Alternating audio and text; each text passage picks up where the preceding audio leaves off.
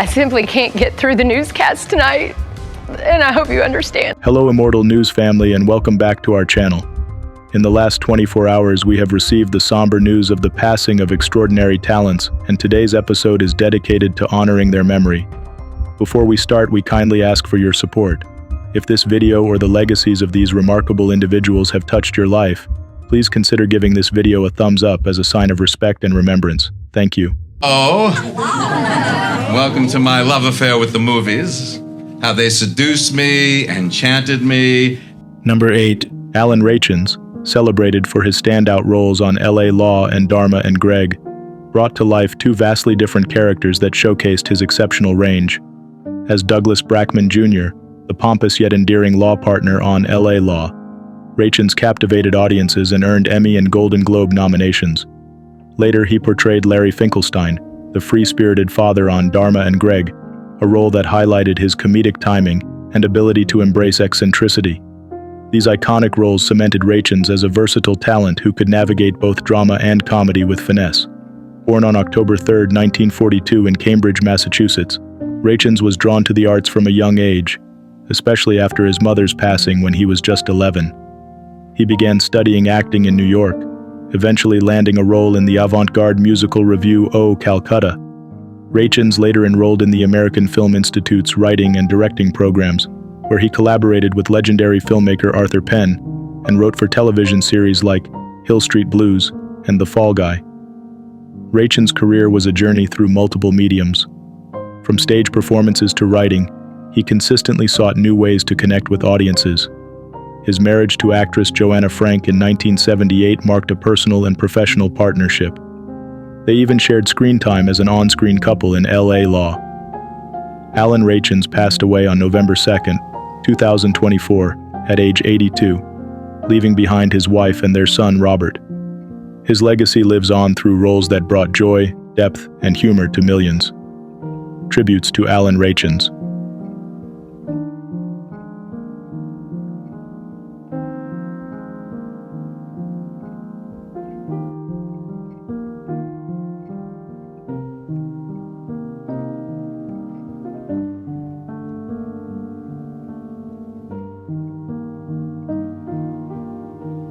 Hi everybody, it's Janie here. I just want to give you a quick update on what's happening because there's some news in this video. Number 7. Janie Godley, a renowned comedian, actress, and activist, captivated audiences with her bold humor and unfiltered storytelling.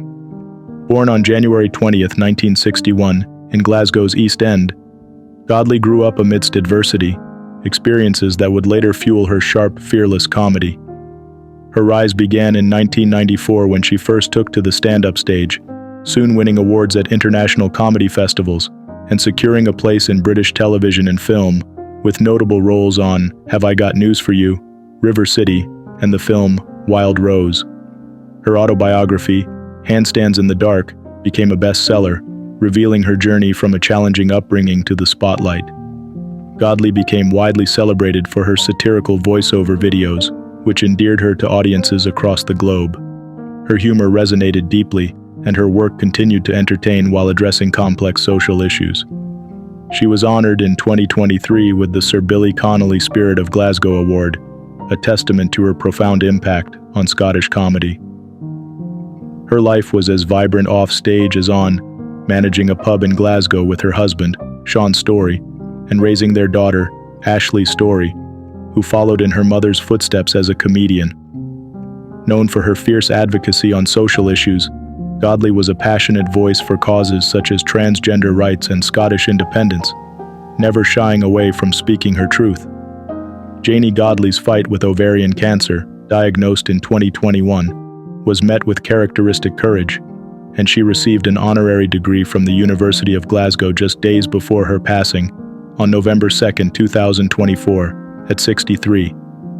Tributes poured in, remembering her as a brilliant storyteller whose legacy will endure in the laughter she inspired and the lives she touched.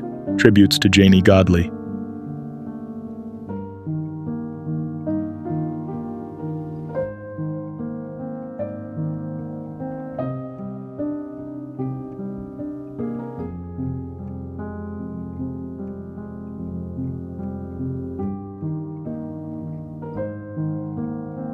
Number 6.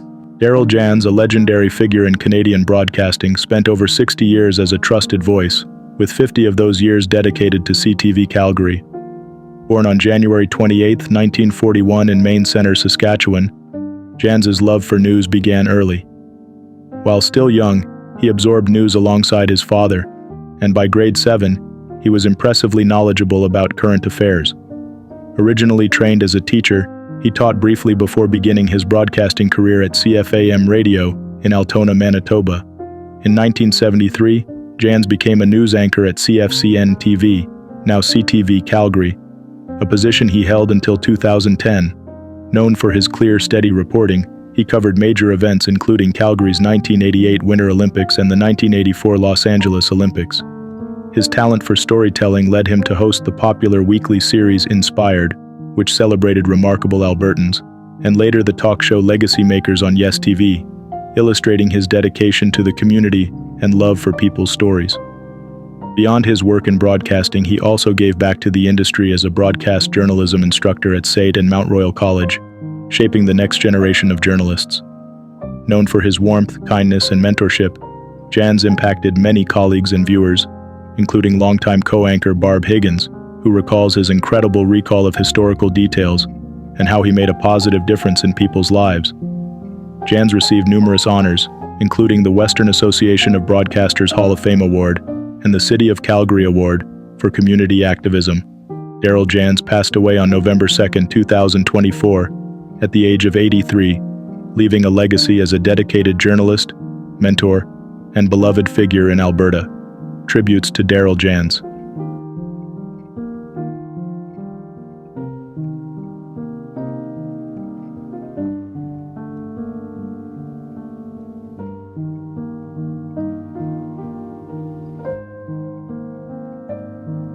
Number 5. Dub Jones, a legendary figure in professional football and a record-holding athlete, built an impactful career as a halfback, primarily for the Cleveland Browns, from the late 1940s to the mid-1950s.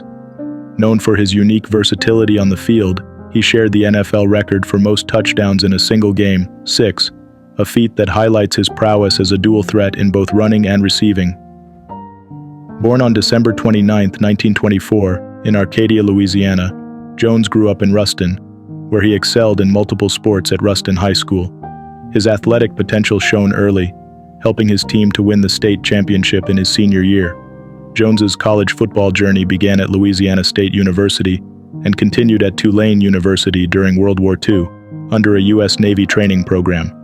His collegiate years were distinguished by All-American and All-SEC honors, showcasing his explosive play style. After a brief tenure with the Miami Seahawks in the All-America Football Conference, AAFC, he was traded to the Browns in 1948, where he quickly became a key player, contributing to multiple championships as the team transitioned into the NFL. Retiring in 1955, Jones returned to coach the Browns in 1963, mentoring notable players like Jim Brown and Paul Warfield. Under his guidance, the Browns won the 1964 NFL championship, and Jones cemented his legacy not only as an elite player, but also as an influential coach. Later, he returned to Ruston, where he contributed to his son's contracting business and continued his community involvement. Dub Jones passed away peacefully on November 2, 2024, at the age of 99. His legacy endures through his contributions to football and the generations of players he inspired. Tributes to Dub Jones.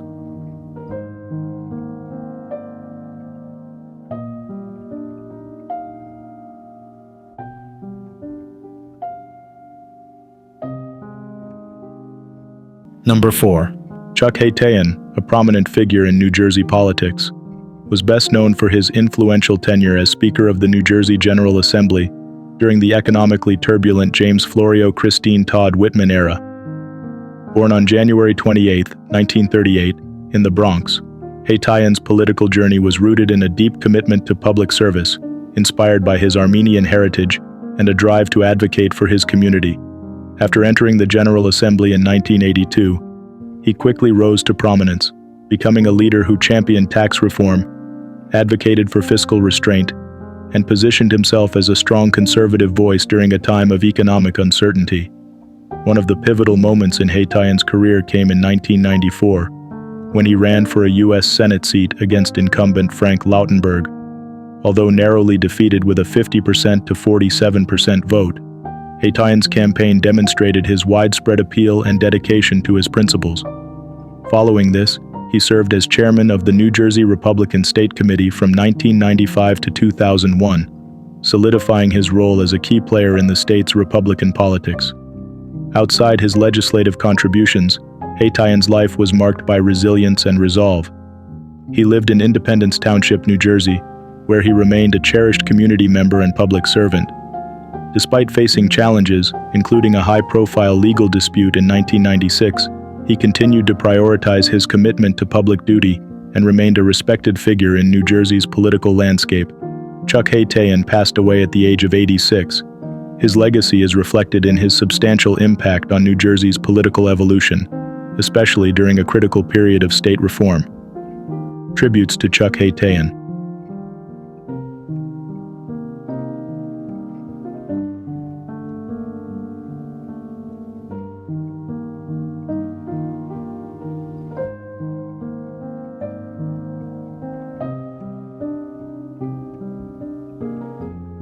Number 3.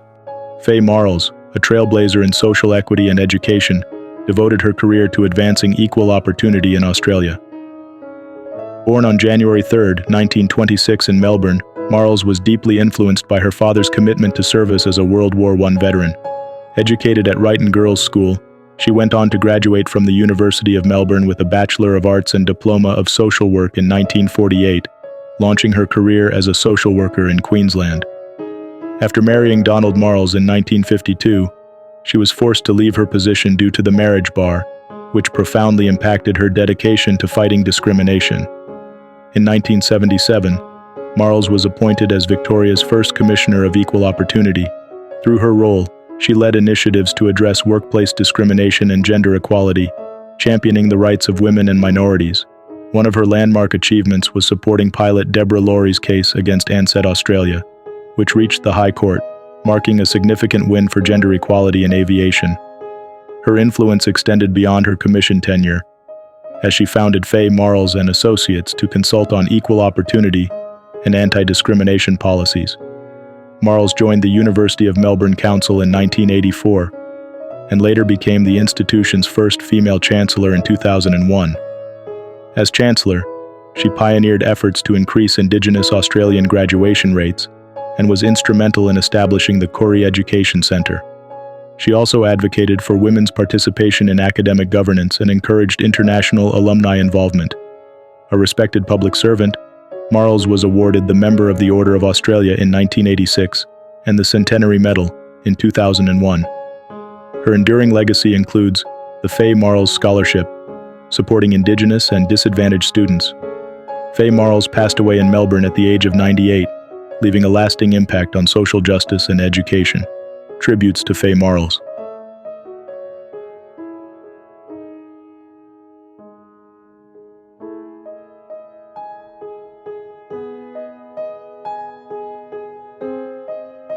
Number 2.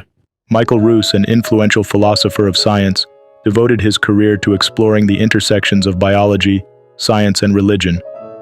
Born on June 21, 1940, in Birmingham, England, Ruse attended the University of Bristol and later completed his master's at McMaster University and PhD at Bristol. His early life in Birmingham instilled in him a curiosity about science's philosophical implications, which he pursued during his 35-year tenure as a professor at the University of Guelph, Canada, before moving to Florida State University, where he served as the Lucille T. Werkmeister Professor of Philosophy. Ruse was a pivotal figure in the 1981 McLean v. Arkansas case, where he served as an expert witness, challenging the constitutionality of teaching creation science in schools. His testimony supported the separation of scientific and religious teachings, marking him as a staunch advocate for evolutionary science. Ruse's extensive work includes the foundational book Monad to Man, which stirred both acclaim and critique in the philosophy of biology. As a prolific author, he wrote on subjects ranging from evolutionary theory and ethics to the complex relationship between science and religion, striving to bridge these areas thoughtfully. Throughout his life, Ruse engaged in public intellectual debates, often challenging new atheism proponents such as Richard Dawkins and P.Z. Myers. He promoted dialogue between science and faith, believing that scientific understanding could coexist with religious beliefs, a stance that highlighted his inclusive and nuanced approach to philosophy. His establishment of the journal, Biology and Philosophy, solidified his role as a key figure in evolutionary thought. Ruse's dedication to philosophy was recognized with honorary doctorates and fellowships from prestigious institutions worldwide. He passed away at the age of 84, leaving behind a legacy marked by intellectual rigor and a commitment to exploring life's profound questions. Tributes to Michael Ruse.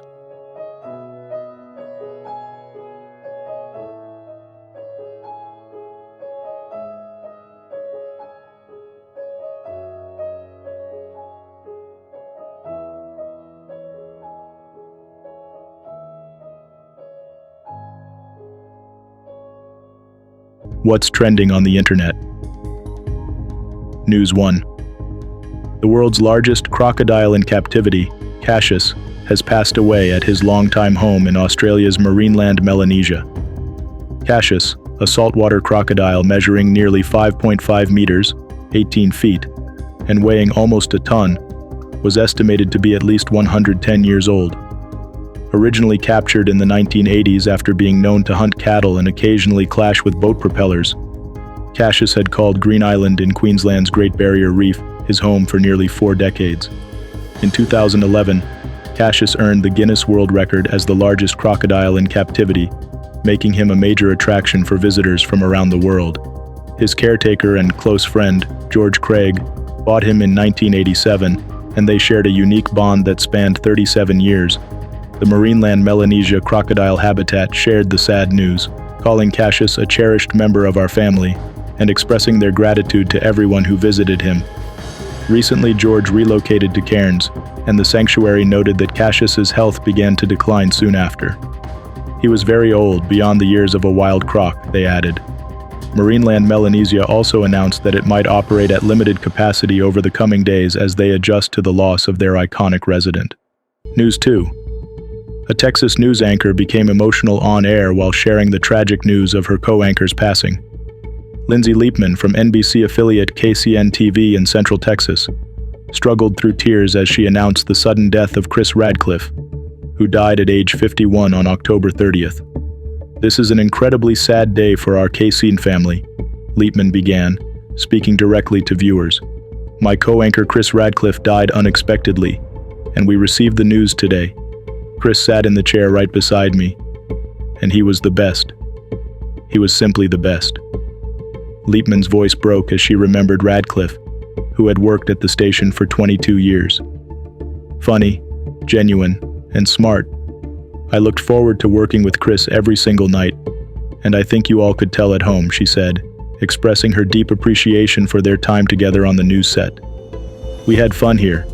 Chris loved this community and never took his role for granted." As she continued, Liepman shared that Radcliffe cherished his family, often speaking about his wife, Eden, their daughters, and his grandchildren. Unable to finish the newscast, she informed viewers, "I simply cannot get through the newscast tonight, and I hope you understand." KCN paid tribute to Radcliffe by airing career highlights, honoring his contributions to the station and the community. News 3. Sumter County authorities are investigating a tragic incident involving a toddler who died after being unintentionally left in a vehicle. On Friday afternoon, Sumter County Sheriff's Office, SCSO, was alerted to South Sumter Middle School, where a 15-month-old child was discovered in a parked car. According to SCSO, the toddler had been in the care of a family member who intended to drop the child off at daycare. However, it appears the family member mistakenly went to the middle school instead, where the vehicle remained for the day. The child was later found unresponsive in the car, and sadly, did not survive. SCSO expressed condolences to the family, stating, "This is a tragic situation, and our hearts go out to the family of the child. The investigation is ongoing, with the medical examiner's office and the state attorney's office assisting. This incident serves as a heart-wrenching reminder of the importance of safety protocols to ensure that young children are never accidentally left unattended in vehicles. News 4. A tragic incident unfolded in North Yorkshire on Friday when a 10-year-old girl lost her life after being bitten by the family dog. Police responded to the family's home in the Malton area around 4:15 p.m., where they found the girl with serious injuries. Despite the efforts of emergency responders, she was pronounced dead at the scene. According to North Yorkshire Police, a family member managed to secure the dog in a vehicle before emergency services arrived. Authorities are currently assessing the dog as part of their ongoing investigation. In a statement, police extended their condolences to the girl's family and friends, expressing deep sympathy during this difficult time. Officers are providing support to the family, while also urging the public to respect their privacy and avoid speculating about the circumstances surrounding the incident. Our thoughts remain with the girl's family and friends at this very distressing time, a police spokesperson said. This heartbreaking event serves as a reminder of the importance of pet safety and awareness, especially around young children. News 5. A tragic accident claimed 4 lives when a sightseeing helicopter crashed into a radio tower in Houston on October 20th. According to a preliminary report from the National Transportation Safety Board, NTSB, pilot Samantha Grunbush was in communication with air traffic control, receiving directions just moments before the crash. The NTSB report states that as Grunbush was reading the traffic instructions, her radio transmission abruptly stopped, and no further communication was received from the helicopter. The helicopter, a Robinson R-44, was approximately 100 feet from the top of the 1,003-foot radio tower when the impact occurred. Surveillance footage confirmed that the tower's beacons were flashing at the time. The collision caused an explosion, and both the tower and helicopter were destroyed. Among those who perished were Grunbush and family members Julio Cesar Lerma, Maria Alonso, and Dylan Lerma. Friends and family have since shared memories of Julio, a father of 3 and beloved friend, remembered for his generosity and dedication. The NTSB report did not determine the exact cause of the crash. A final report will be released in the next 18 to 24 months. A law firm representing the victims' families has filed a lawsuit seeking answers and accountability for this tragic loss. News 6. Taylor Dinkelman, the daughter of wildlife conservationist and YouTuber Graham Dingo Dinkelman, shared an emotional tribute to her father following his passing on October 26th.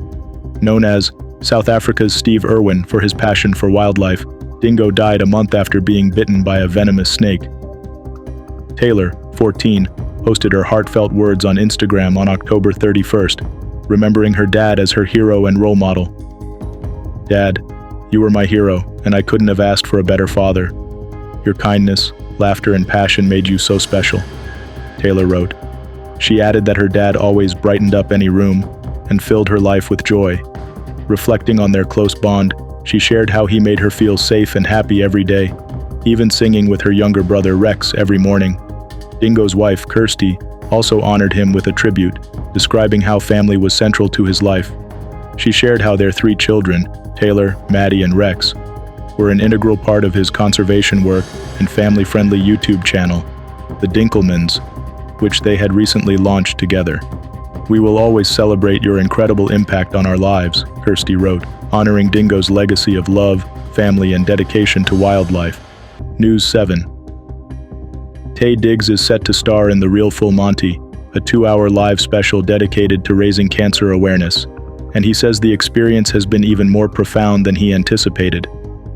The show, airing in December, will feature Diggs and 5 other male celebrities, including James Van Der Beek and Bruno Tonioli, as they train for a performance designed to encourage discussions around prostate, testicular, and colorectal cancer. The special, produced by Anthony Anderson and inspired by the classic 1997 film The Full Monty, includes a unique twist, a choreographed performance by Emmy-winning choreographer Mandy Moore. As the men practiced, Diggs shared that the rehearsals opened up opportunities for personal connections.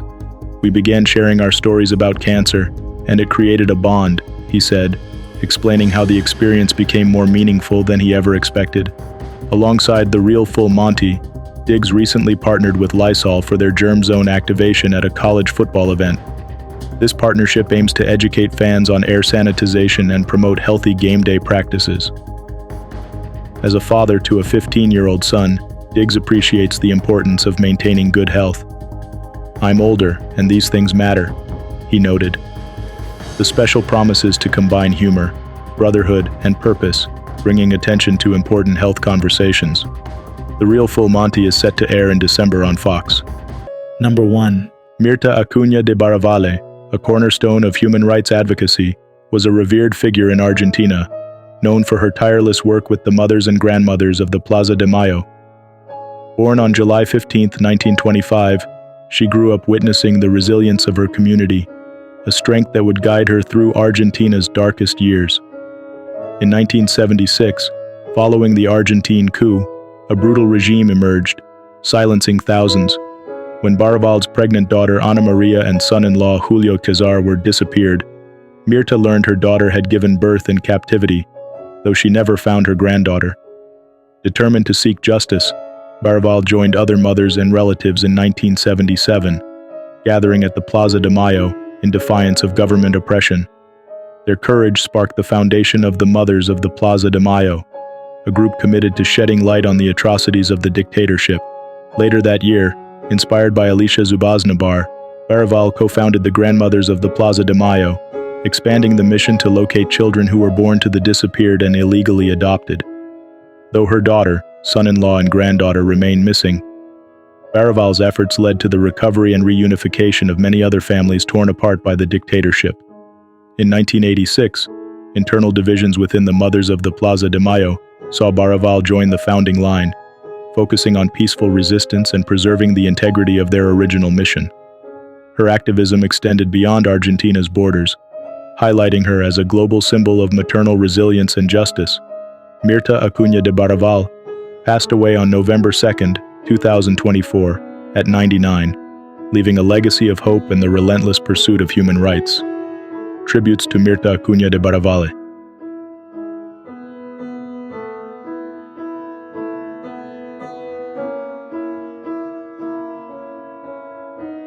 Jill Tracy, a beloved radio legend and vibrant community leader, leaves behind a legacy that enriched South Florida's cultural and media landscape.